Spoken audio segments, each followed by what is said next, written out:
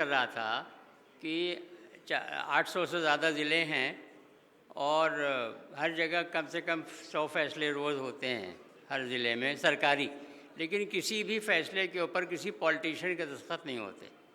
उसी तरह से लॉ एंड ऑर्डर है और बाकी सब चीज़ें हम सब जानते हैं कि हुक्मरानी जो है वो ऑफिशियल मशीनरी चलाती। अब ऑफिशियल मशीनरी में हमने अपनी हिस्सेदारी के लिए क्या किया है? सच्चर कमेटी की रिपोर्ट आने के बाद से जो है वो कुछ थोड़ी गहमा गहमी शुरू हुई, तो हमने भी ज़कात फाउंडेशन ऑफ इंडिया में sir Syed coaching and guidance centre कायम किया, लेकिन हमने अपने को रेस्ट्रिक्ट रखा सिविल सर्विसेज की तरफ। और उसका नतीजा ये हुआ कि अल्हम्दुलिल्लाह पिछले 15-16 सालों के अंदर पिछले साल के रिज़ल्ट आने तक 247 लोग हमारे ज़कात फाउंडेशन से IAS, IPS, foreign service, Indian revenue service वगैरह ज्वाइन कर चुके हैं। और अभी जो 3 दिन पहले मेंस का रिज़ल्ट निकला है उसमें भी अब तक खबर ये मिल चुकी है कि 21 of our boys and girls are appearing for the interviews.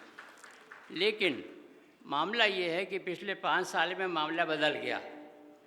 क्या बदल गया? नंबर एक ये कि जो हर साल नंबर सेलेक्ट होता है सिविल सर्विसेज के लिए उसमें डाउनवर्ड ट्रेंड है।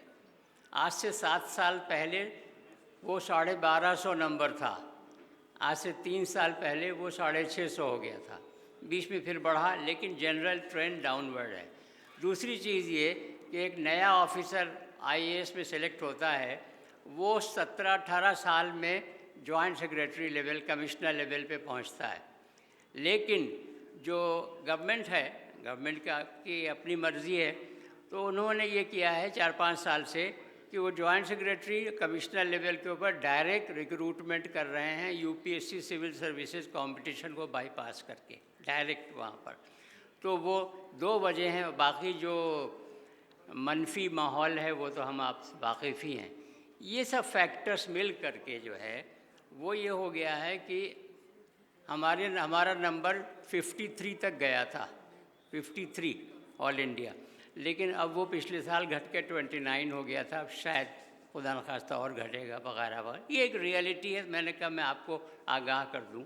लेकिन यहाँ दुनिया ख़त्म नहीं है, यहाँ से शुरू होती है। अब हमें क्या करना है?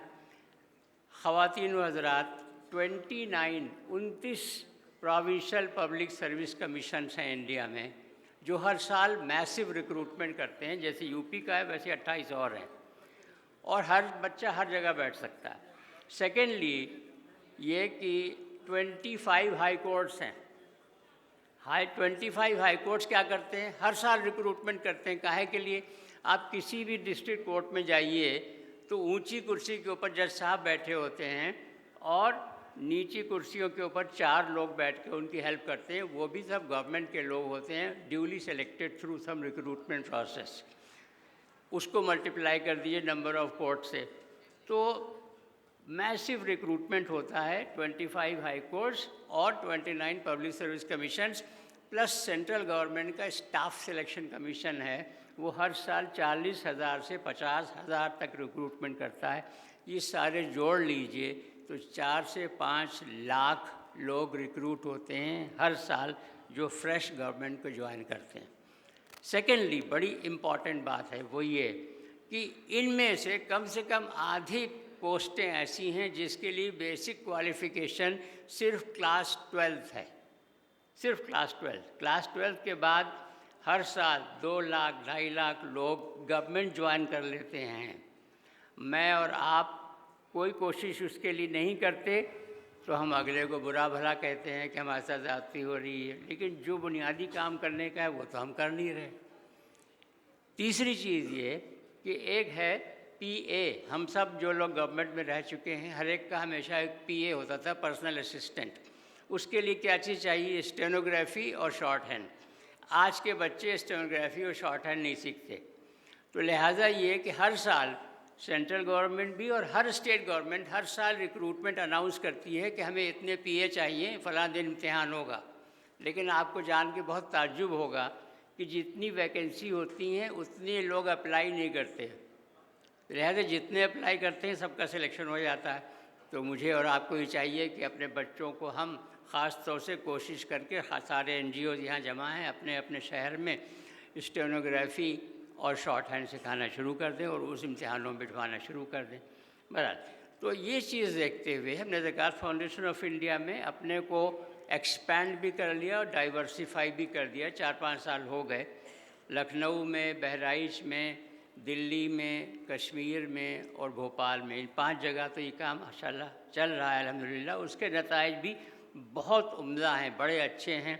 सिर्फ मैं आपको बहराइच छोटा सा शहर है, बहुत बैकवर्ड, वहाँ 50 लड़कों के रहने का भी इंतज़ाम है, तो उसकी कोचिंग का रिज़ल्ट बता रहा हूँ खाली मैं आपको।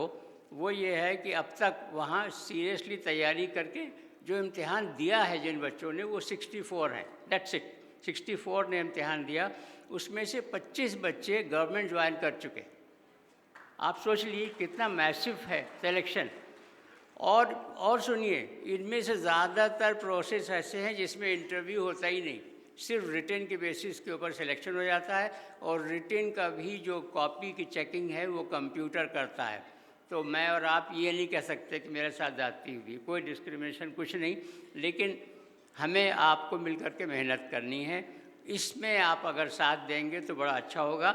हमारे जो दिल्ली का लखनऊ का जो यूनिट है वो बहुत कामयाब इस सेंस में भी है कि वो ऑनलाइन कोचिंग भी करते हैं। ऑनलाइन सिर्फ यूपी के लिए नहीं है, सब स्टेट्स के लिए है और उसमें डिफरेंट स्टेट्स के कई 100 बच्चे ऑलरेडी जुड़ चुके हैं।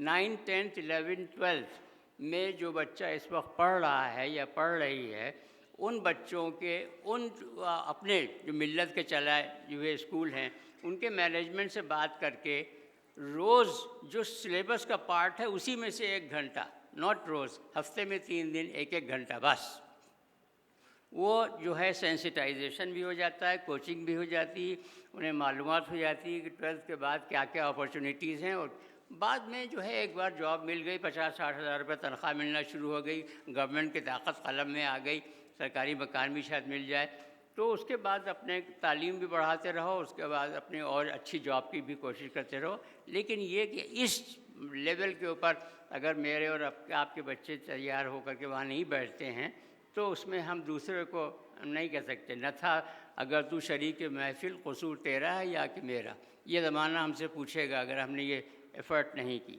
दूसरी बात जो मुझे आपसे क्विकली अर्ज़ करनी है, टाइम कम है, वो ये है, अभी कुछ जिक्र भी आया कि लेजिस्लेचर में भी हमारी हिस्सेदारी बहुत कम है ना, लोकसभा में भी और असेंबलीज़ में भी और लोकल बॉडीज़ में भी, ख़ास तौर से local bodies.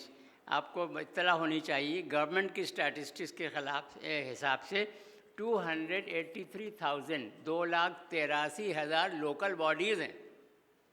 Municipal corporations, municipal committees, ज़िला परिषद, ज़िला पंचायत और ग्राम सभा और पंचायत समिति, तालुका समिति वगैरह, ये 2.25 लाख बॉडीज़ हैं।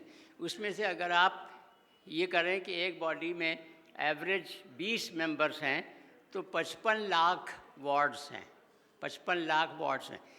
कॉन्स्टिट्यूशन ऑफ इंडिया ये कहता है कि हर 10 साल पे जो मरदमशुमारी हो, नया सेंसस हो, जनगणना, उसकी रोशनी में जो कॉन्स्टिट्यूएंसीज़ की बाउंड्रीज़ हैं और वार्ड्स की बाउंड्रीज़ हैं वो जहाँ जहाँ ज़रूरत हो बदल देनी चाहिए। इसको कहते हैं डीलिमिटेशन, उर्दू में हदबंदी और हिंदी में परिसीमन कहते हैं। ये भी कॉन्स्टिट्यूशनल रिक्वायरमेंट है। उसके लॉज बहुत अच्छे हैं, उसके रूल्स बहुत अच्छे हैं, मगर इम्प्लीमेंटेशन बहुत ख़राब है।